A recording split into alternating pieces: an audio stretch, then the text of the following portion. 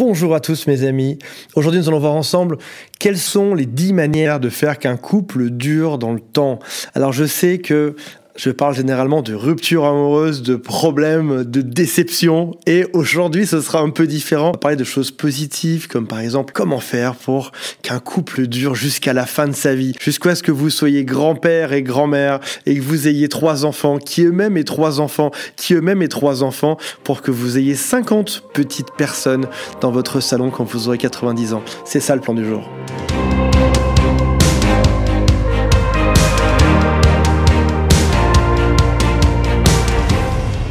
Mon tout premier conseil, c'est d'époustoufler la personne avec qui vous vivez. Alors, il y a plein de choses que vous pouvez faire, comme par exemple, vous pouvez de temps en temps lui dire un compliment, mais surtout, il y a quelque chose qu'on oublie de faire généralement et qui marche extrêmement bien, c'est de surprendre la personne avec qui on vit de manière régulière. Je vous explique. On a tendance à s'enfermer dans des schémas où finalement on fait un peu tous les jours la même chose. Il y a beaucoup de gens qui confondent le fait d'être amoureux, le fait de vivre ensemble avec le fait de faire que le couple dure. Je m'explique. Beaucoup d'hommes me disent, quand ils m'appellent, ils me disent oui, on s'est séparés, mais finalement, j'étais là tous les soirs, etc. Mais il y a une grosse différence entre être là tous les soirs, physiquement présent, mais sur son téléphone, versus faire quelque chose qui va venir épater l'autre ou créer de l'interaction avec l'autre. Et c'est ce qui va derrière créer de la routine. Et la routine, c'est un peu le tartre, c'est un peu le calcaire de votre couple. Si je prends des termes d'électroménager, parler de votre couple. Et vous voulez pas ça. Et qu'est-ce qui fait partir le tartre du couple? C'est pas calgon, c'est le fait de surprendre l'autre, de se comporter de manière différente. Je sais qu'on a tendance à laisser traîner le truc, à pas se mettre à l'action et j'ai une technique pour vous qui risque de changer votre vie. Ce que je fais régulièrement, c'est que je viens faire quelque chose de spécial de manière régulière. Admettons, vous vous mettez dans votre agenda tous les premiers du mois, surprendre mon amoureux ou mon amoureuse. C'est-à-dire que vous allez mettre dans votre agenda pour y penser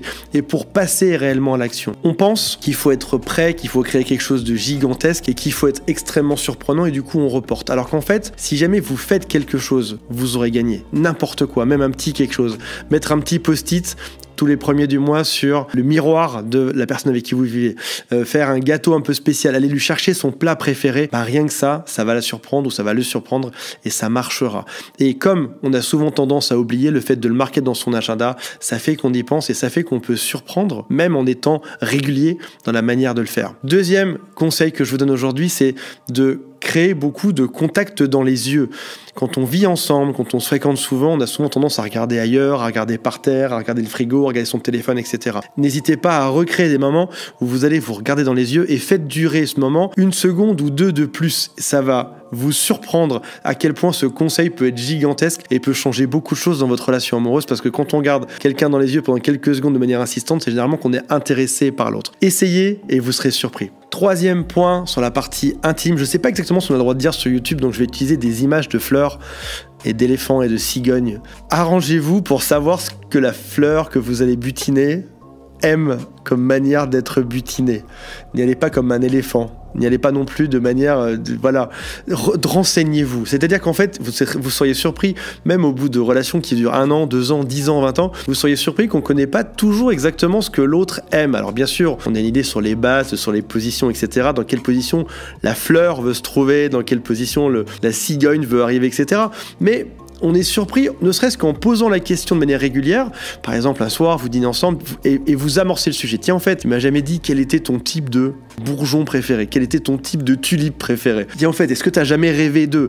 Et vous allez voir, vous serez surpris. Alors, peut-être pas tous les soirs, posez pas cette question de manière trop régulière, mais 1 fois par mois, posez cette question et découvrez que finalement, dans le temps, vous allez pouvoir progresser et vous connaître de mieux en mieux. 4e point, qui est un peu spécial, c'est de faire une chose bien pour quelqu'un que la personne que vous aimez aime. Attendez, je m'explique, je refais la phrase. C'est d'être gentil ou d'aider une personne que votre femme ou que vos maris adorent. Admettons, votre femme a une sœur qui a des problèmes dans ci et dans ça. Le fait d'aller l'aider, ça fait que du coup, comme vous aidez les amis de votre ami, ce sera aussi vos amis. Est-ce que je veux dire ou pas? Je suis clair ou ou pas dans ma phrase? Un autre exemple, vous avez un mari et sa mère a un problème, la mère de votre mari a un problème. Et ben le fait d'aller l'aider, de passer un peu de temps avec elle, je sais pas, ça peut être décharger ses courses, ça peut être l'appeler de temps en temps, ça peut être lui rendre service sans forcément être trop intrusif dans sa vie. Ça fait que du coup, vous avez créé de l'amour parce que vous vous occupez des gens qui sont importants pour la personne que vous aimez. Est-ce que c'est clair ou pas? Mettez-moi en commentaire si vous voulez que je vous parle de pistils, de bourgeons ou de gens que vous aimez, qui vous aiment et qui vous re-aiment. Moi, j'aimerais bien savoir ce que vous en pensez. 5e point très important, c'est de créer des ancrages,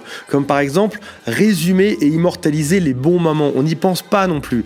Il y a des sites web sur lesquels vous pouvez faire imprimer des photos de vos bons moments. On a tous sur notre téléphone des tonnes de photos. Et par exemple, vous avez passé un super moment, un super week-end ensemble, vous prenez en photo, ou vous avez fait un truc fou, ou vous avez fait un truc débile, ou vous avez passé un truc, il y avait un plat que vous avez cuisiné ensemble qui était chouette et vous êtes comme ça dessus, imprimez-le, mettez un petit truc pour le mettre sur votre frigo, un petit magnète dessus, et comme ça à chaque fois que vous repasserez dedans, ça va venir ancrer le fait que vous êtes heureux dans votre couple. Alors n'allez pas prendre en photo des moments où vous vous bagarrez, vous n'êtes pas heureux, mettez plutôt des moments qui sont sympas pour faire des ancrages positifs et mettez-en et changez-les régulièrement. Si jamais vous en avez déjà plein mais c'est des vieux, au bout d'un moment on les voit plus. Donc une fois par mois, encore une fois, dans votre fameux agenda que vous allez mettre en place, vous allez venir les changer, vous allez remettre d'autres choses à la place de cela. 6e point très important, c'est de booster la chimie. Attention, je ne parle pas de créer une expérience démentielle avec une arme atomique. Je parle de prendre soin de vos odeurs, de votre façon de vous comporter. Il y a plein de manières de sentir bon. Alors, je dis ça, c'est pour les garçons. Souvent, les filles sentent bon en général. Je sais pas encore, c'est pas dit. J'ai beaucoup de copains qui sentent bon aussi.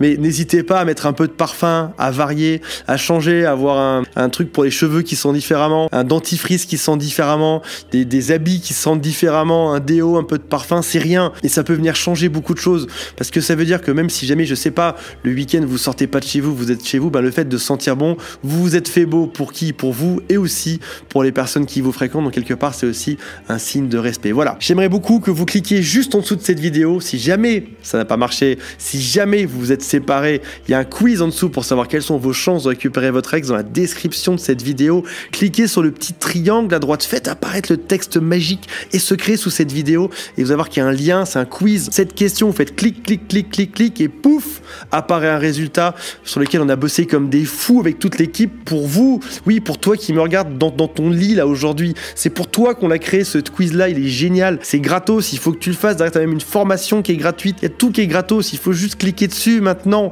Et aussi me parler parce que j'aime bien quand on me parle, sinon je parle tout seul devant ma caméra. Parle-moi dans les commentaires, mets-moi des messages d'amour, mets-moi des commentaires de haine, mais tout ce que tu veux, c'est juste en dessous. Je vous embrasse tous, je vous aime, ciao!